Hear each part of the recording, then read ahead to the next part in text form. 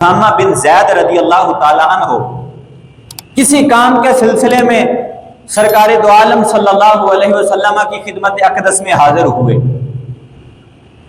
آ کر دروازے میں آئے، دروازہ کھٹکھٹایا تو سرکار دو عالم نور مجسم صلی اللہ علیہ وسلم اپنے کاشانہ اقدس سے باہر نکلے اس حالت میں کہ میرے آقا کریم علیہ السلام نے اپنے اوپر کمبڑ اوڑھ رکھا ہے.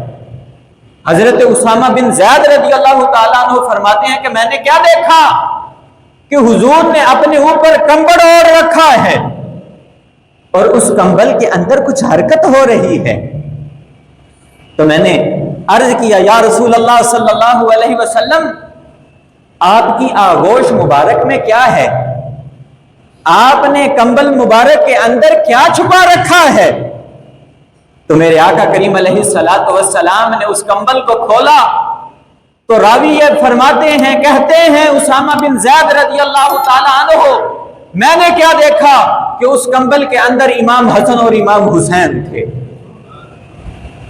میرے آقا نے اس کمبل کے اندر امام حسن اور امام حسین کو لے رکھا تھا. آپ فرماتے ہیں، عرض کی یا رسول اللہ صلی اللہ علیہ وسلم، آپ امام حسن اور امام حسین سے محبت کرتے ہیں؟ تو حضور نے ارشاد فرمایا، جی اے میرے غلام اسامہ بن زید، میں ان دونوں سے محبت کرتا ہوں. کیوں محبت کرتا ہوں؟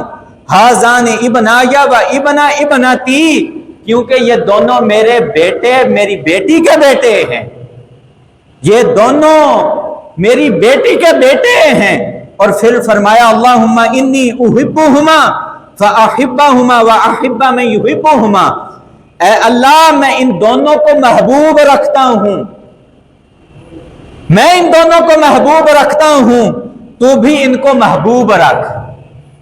اور جو شخص ان دونوں کو محبوب رکھے تو اس شخص کا محبوب ہو جا. جو شخص ان دونوں کو اپنا محبوب رکھے تو اے اللہ اس شخص کا محبوب ہو جا.